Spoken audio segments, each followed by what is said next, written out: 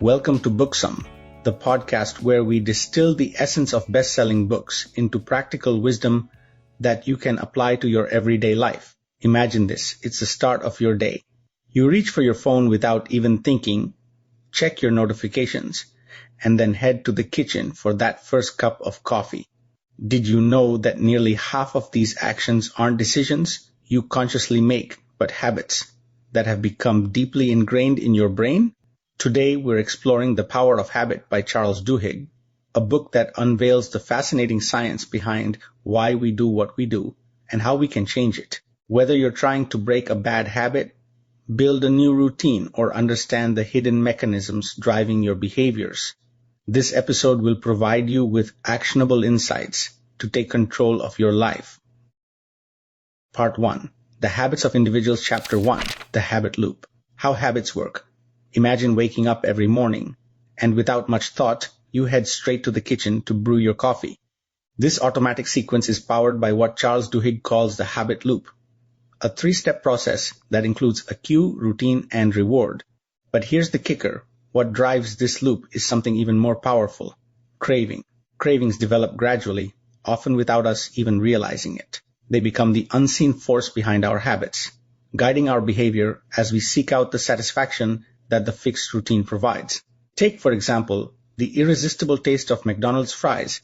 They are engineered to melt in your mouth, delivering a quick, satisfying reward that keeps you coming back. This process is deeply rooted in the brain's ancient structures, making habits incredibly resilient and difficult to change. But here's something even more intriguing. These habits, once formed, don't disappear. The brain stores the habit loop, waiting for the right cue to trigger it again. This explains why, even after years of quitting a habit, it can resurface when you least expect it. The story of Eugene, a man who lost his memory due to a brain infection, underscores this. Despite his inability to form new memories, Eugene could still navigate his home and perform tasks because his habits were so deeply ingrained. This illustrates the profound power and permanence of habits. They reside in the very structure of our brain. Let's take a step back and think about your own habits. What cues set them off? What routines do you follow without even thinking? And most importantly, what rewards are you truly seeking? Understanding these elements is the first step in taking control of your habits and transforming your life. Chapter 2. The Craving Brain: How to Create New Habits. Creating a new habit isn't just about repetition. It's about understanding the brain's cravings. Every habit starts with a cue and ends with a reward. But the real driver is the craving for that reward. This craving is what makes habits so powerful and persistent. Consider the story of Claude C. Hopkins, the ad man who turned Pepsodent toothpaste into a household necessity. He believed the key to habit formation was the reward of clean teeth. However, what truly drove the habit was the craving for the tingling sensation caused by the toothpaste's ingredients. This tingle confirmed that the toothpaste was working, making people crave that sensation and reinforcing the habit loop. Another example is Febreze. Initially marketed as an odor eliminator, it wasn't until the product was associated with a fresh, clean smell, something people could crave, that it became a success. This craving for a sense of cleanliness is what turned Febreze into a staple in homes across the world. Craving also explains why we compulsively check our phones when we hear a notification. It's not just the message itself. It's the anticipation and the temporary relief or pleasure that comes from reading it. This is the craving that drives us to repeat the behavior over and over. So how can you create a new habit? Start by identifying a simple cue and a clear reward. Then, cultivate a craving that will drive the loop. Whether it's the feeling of accomplishment after a workout or the taste of a healthy snack, this craving will be the engine behind your new habit. Think about a habit you've been trying to form. Have you identified what you're truly craving? Without recognizing and cultivating this craving, the habit is unlikely to stick. By understanding the role of craving, you can take a more strategic approach to habit formation. Chapter 3. The Golden Rule of Habit Change. Why transformation occurs. Habits are incredibly persistent. But here's the good news. You can change them. The Golden Rule of Habit Change teaches us that while you can't simply extinguish a bad habit, you can alter it by keeping the same cue and reward, but changing the routine. Let's break this down. Imagine you're trying to quit smoking. The cue might be stress, and the reward is the feeling of relaxation from nicotine.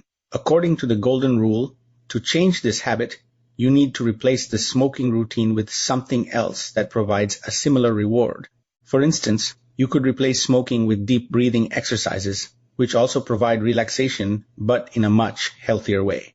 However, changing a habit isn't always that straightforward. Under stress, people often revert to old habits unless they have an additional key element: belief. It's not enough to simply change the routine. There needs to be a deeper conviction that the new habit will work. This is where support systems come into play.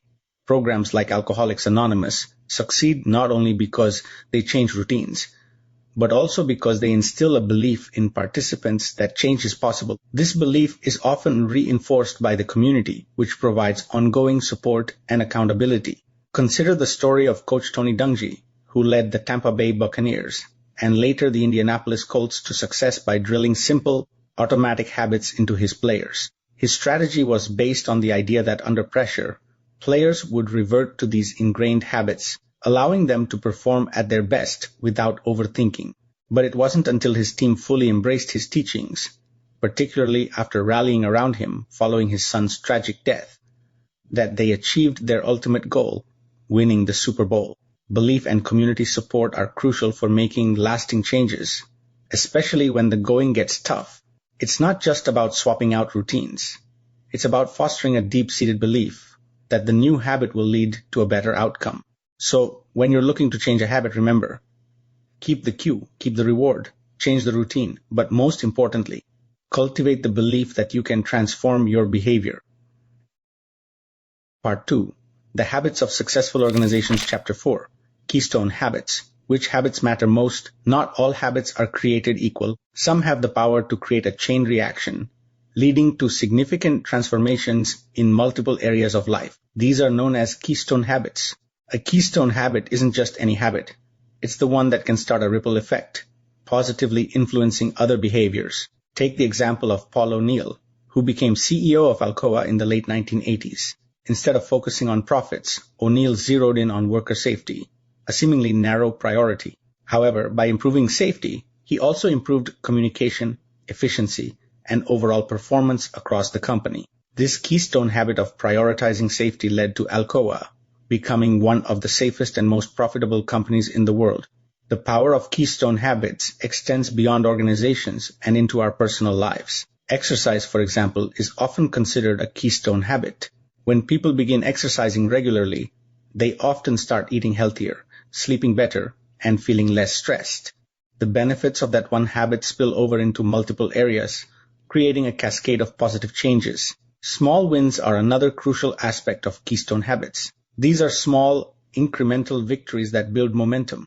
They might seem insignificant on their own, but each small win builds confidence and paves the way for bigger achievements. Consider how making your bed each morning can set a productive tone for the rest of your day. This small act can lead to a sense of accomplishment, which then influences your approach to other tasks. Think about the habits in your life.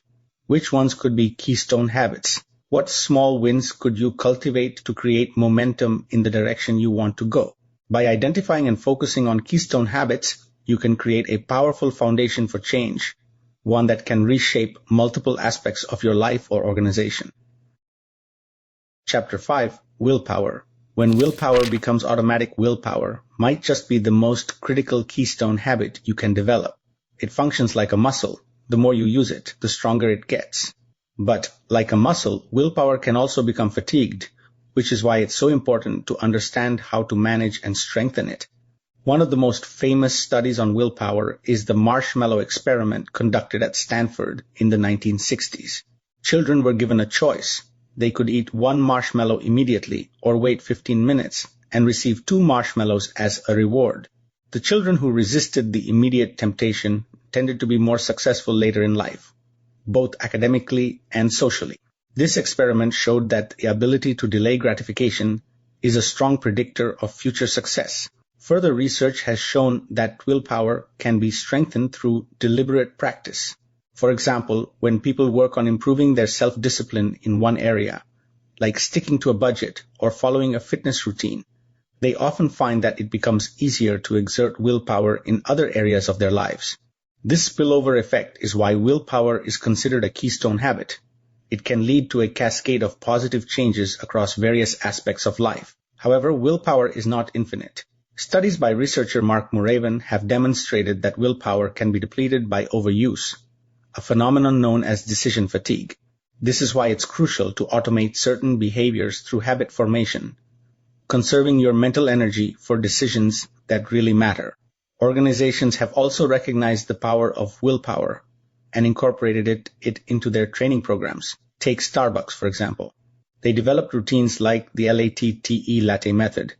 Listen, acknowledge, take action, thank the customer, and explain why the problem occurred to help employees manage stressful situations. By preparing in advance, employees can handle challenges more effectively, using less willpower at the moment because the response has become a habit. A key element in maintaining willpower is the sense of control or autonomy. When people feel they have a choice in their actions, it's less taxing on their willpower.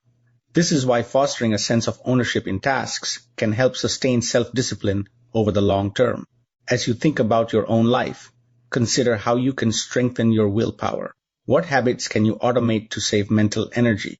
How can you give yourself more autonomy in the decisions that require the most discipline?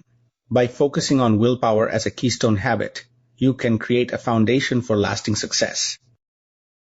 Part 3. The Habits of Societies, Chapter 6. The Power of a Crisis. How Leaders Create Habits Through Accident and Design. Crisis has a way of revealing the true nature of our habits, both good and bad. It's in these moments of intense difficulty that our routines, those seemingly mundane actions we take for granted, either help us navigate the storm or cause us to falter. But more importantly, crises present unique opportunities for change. When everything is in flux, habits become malleable, providing a rare chance to reshape them in ways that might be impossible under normal circumstances. Leaders who understand this can use crisis to remake organizational habits and drive transformation. For example, Rhode Island Hospital faced a crisis when a series of surgical errors led to a public outcry. The crisis forced the hospital to reevaluate its practices, empowering nurses to speak up and ensuring safer procedures. The result was a stronger organizational culture with improved outcomes. This concept applies not only to organizations but also to our personal lives. When we encounter a personal crisis, be it a health scare, a financial setback, or a relationship breakdown, we often find ourselves at a crossroads. These moments, while challenging, offer a powerful opportunity to reassess our habits and make meaningful changes. By deliberately choosing new routines in response to a crisis, we can set ourselves on a better path. It's not just about reacting to crisis, though. Wise leaders often recognize the potential for change during a crisis and may even prolong a sense of emergency to ensure that new habits take root. This isn't about creating fear, but about harnessing the focus and energy that a crisis generates to instill habits that will benefit the organization or individual long after the crisis has passed. So, when you find yourself in a crisis, whether it's in your organization or your personal life, ask yourself, what old habits are being exposed? What new routines can you establish to better navigate through this situation? Remember, crisis is not just a challenge. It's also an opportunity to create lasting positive change. Chapter 7. How Target Knows What You Want Before You Do. When companies predict and manipulate habits, in today's world, companies like Target have become masters at predicting and even influencing our habits. How do they do it? By leveraging the power of data and understanding the habit loop. They can anticipate when you're most likely to change your buying habits and use that moment to guide your decisions subtly. For instance, Target realized that significant life events, such as moving to a new home or having a baby, often lead to changes in purchasing patterns. During these times, people are more open to forming new habits because their old routines have been disrupted. By analyzing purchasing data, Target could identify customers who were likely going through such transitions, like expecting a baby, and send them targeted advertisements and offers. But there's a lesson here beyond just the business strategy. This same principle can be applied to personal habit change. Understanding when you are most likely to be open to new habits during a significant life event or a time of change can make it easier to establish new routines. For example, if you're moving to a new city, it might be the perfect time to start a morning jogging habit or a new diet. leveraging the natural disruption in your routine to make the change stick. This strategy, known as habit stacking, involves attaching a new habit to an existing one, making it easier to remember and follow through. By linking a new behavior to something you already do, you create a stronger cue that triggers the new routine, increasing the likelihood that the habit will take hold. Companies like Target understand that our habits are more malleable during periods of change, and they use that knowledge to their advantage. You can use this understanding too by strategically implementing new habits during times of transition. You can make lasting changes in your life. So, the next time you find yourself in a period of change, think about the habits you want to build. Use the disruption as an opportunity to start fresh and embed positive routines that can carry you forward. Chapter 8. Saddleback Church and the Montgomery Bus Boycott. How movements happen. Movements, whether societal or personal, often require a combination of strong beliefs, the right environment, and a supportive community. Charles Duhigg illustrates this with two powerful examples, the Montgomery Bus Boycott and the growth of Saddleback Church. Both movements started with small, individual actions, but grew into something much more significant due to the collective power of shared beliefs and community support. The Montgomery Bus Boycott began with Rosa Parks' refusal to give up her seat, an act that was more than just personal defiance. It was the spark that ignited a movement. However, it wasn't just her act alone that fueled the boycott. It was the collective belief among the African American community in Montgomery that they could change the system. This shared belief, combined with a strong, organized community, kept the movement going through difficult times and led to significant social change. Similarly, Rick Warren built Saddleback Church into a mega church not through marketing or grandiose plans, but by fostering small groups within the church. These groups created a sense of community and shared purpose, making members feel connected and committed to the church's mission. These small groups were crucial to the church's growth because they provided the support and accountability people needed to sustain their involvement over time. The key lesson here is that for a habit or a movement to take root and flourish, it needs to be supported by a larger community and a strong belief system. This applies not only to social movements, but also to personal habit changes. If you want to change a habit or start a new one, surrounding yourself with a community that shares your goals and beliefs can significantly increase your chances of success. Consider the role of belief and community in your own life. What movements, personal or societal, have you been part of? And how did shared beliefs and group support help sustain them? By aligning your habits with a strong belief and surrounding yourself with supportive people, you can create lasting change in your life. Conclusion: habits are incredibly powerful, but they don't have to control you. By understanding how they work and applying the principles we've discussed today, you can take charge of your habits and, extension, your life. Whether it's identifying a keystone habit, building willpower, or using a crisis as a catalyst for change, the strategies in the Power of Habit offer practical ways to transform your behaviors and achieve lasting success. Before we wrap up, here's what I want you to do. Pick one habit you've been struggling with. Identify the cue, experiment with rewards, and create a plan to change the routine. Remember, belief and support are key, so find a community or a partner to keep you accountable. Action items: identify one keystone habit in your life that you can change or improve. Focus on that and let it create a ripple effect in other areas. Practice willpower by setting small, achievable goals and gradually increasing their difficulty.